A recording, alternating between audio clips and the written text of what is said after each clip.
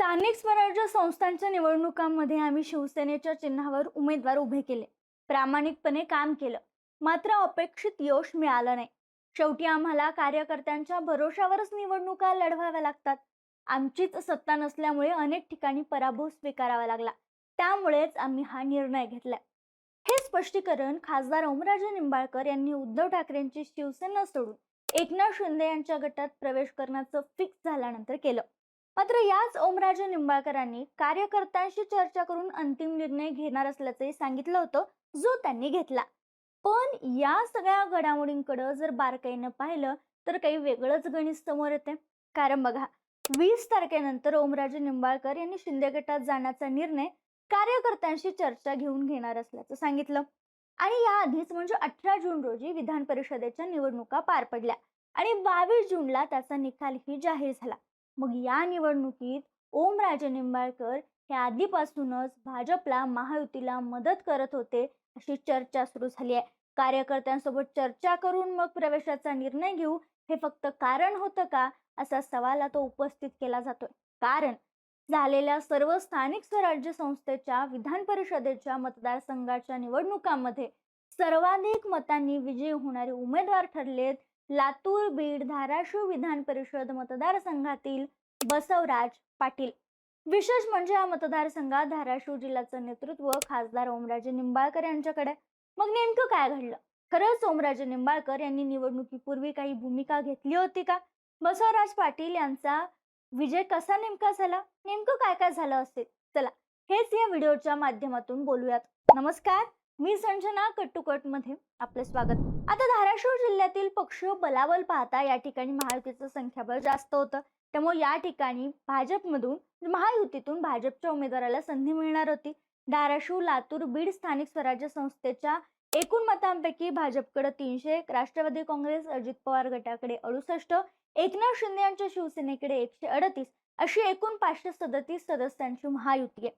तर काँग्रेसकडे 195, उद्धव ठाकरे यांच्याकडे 32 तर राष्ट्रवादी शरद पवार गटाकडे 54 असे एकूण 241 सदस्य आघाडीकडे होते. याशिवाय अपक्ष, छोटे पक्ष व विविध आघाड्यांचे 25, 78 अशा मतदारांचा प्रभावी होता. त्यामुळे या ठिकाणी महायुतीचा उमेदवार सहज विजयी ठरण्याची शक्यता व्यक्त करण्यात आली होती. असं संख्याबळ असताना आघाडीकडे ही जागा काँग्रेसला सुटली, तर महायुतीमध्ये ही जागा भाजपच्या वाट्याला आली. भाजपने इथं माजी राज्यमंत्री आणि लातूर ग्रामीणचे जिल्हाध्यक्ष बसवराज पाटील मुरुमकर यांना उमेदवारी दिली, तर काँग्रेसने जिल्हा परिषद सदस्य महेश देशमुख यांना मैदानात उतरवलं होतं. त्यामुळे या निवडणुकीत ज्येष्ठ विरुद्ध तरुण असा संघर्ष पाहायला मिळाला. विशेष म्हणजे दोन्ही उमेदवार उमरगा तालुक्यातलेच होते. निवडणूक झाली, प्रचार पार पडला. प्रचार थांबल्यानंतर राज्यात ऑपरेशन टायगरची चर्चा सुरू झाली आणि अनेक खासदारांनी ठाकरेंची साथ सोडल्याच्या घडामोडी घडल्या.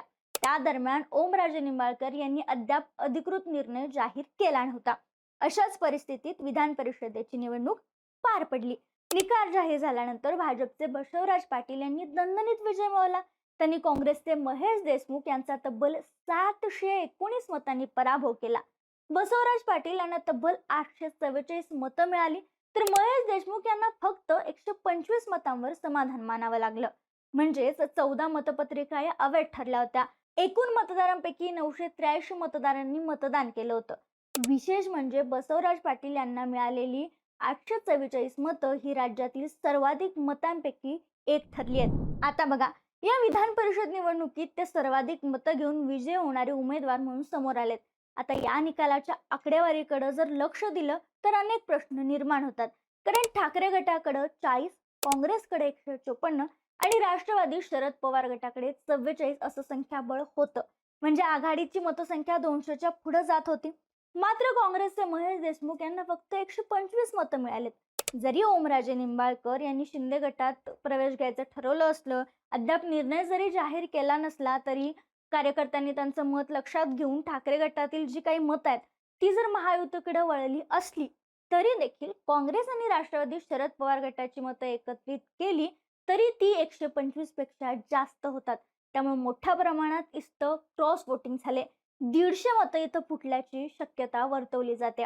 आणि याच कारणामुळे आता राजकीय वर्तुळात एक चर्चा सुरू झाली, या क्रॉस वोटिंग मागं नेमकं कोण होतं. म्हणजेच काय, तर यापूर्वी झालेल्या स्थानिकच्या निवडणुकीत अपेक्षित यश न मिळाल्यामुळं ओमराजे निंबाळकर यांनी शिंदे गटात जाण्याचा निर्णय घेतला आणि म्हणूनच आता पुन्हा आपल्याकडे संख्याबळ वाढवण्यासाठी त्यांनी असं केलं का, अशी चर्चा राजकीय वर्तुळात सुरू आहे. कदाचित म्हणूनच विधान परिषदेच्या निवडणुकीत मोठ्या प्रमाणात क्रॉस वोटिंग झाले. महाविकास आघाडीची अनेक मतं महायुतीकडे वळल्याचं स्पष्ट दिसतंय. त्यामुळे या सगळ्या मागं एकनाथ शिंदेच्या गटात जाण्याचा निर्णय घेतलेले ओमराजे निंबाळकर तर नव्हते ना. आणि कार्यकर्त्यांसोबतची चर्चा हा फक्त मुद्दा होता. कारण खरं तर त्यांनी कार्यकर्त्यांशी चर्चा करूनच निर्णय घेऊ असं 2 ते 3 वेळा उल्लेख केला होता.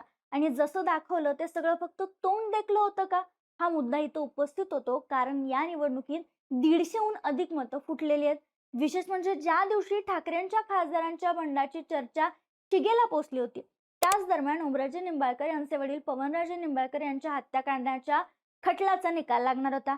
या निकालानंतरच आपण कुठे जाऊ किंवा जाणार आहे की नाही हे सांगू आणि कार्यकर्त्यांशी चर्चा करून निर्णय घेऊ, असं निंबाळकर म्हणाले होते. कार्यकर्त्यांशी चर्चा करून 21 जून रोजी त्यांनी शिंदे गटात प्रवेश करणार असल्याचं सांगितलं. हे सांगताना त्यांनी निधी मिळत नसल्याचा मुद्दा मांडला. तसेच स्थानिक स्वराज्य संस्थेच्या निवडणुकीत अपेक्षित पाठिंबा मिळाला नसल्याचा उल्लेख केला.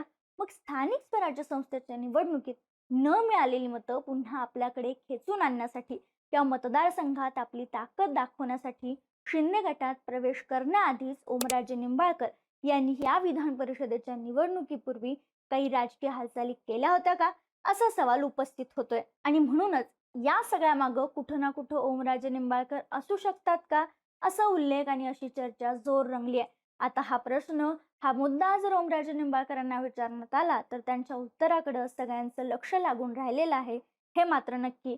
पण एवढ्यावरून हे समजते की कार्यकर्त्यांशी चर्चा, नाराज होणं, निर्णय पुढे ढकलणं या फक्त गप्पा होत्या का, आणि आधीच भाजपची फिल्डिंग ओमराजे निंबाळकरांनी विधान परिषदेची सेट केली होती का?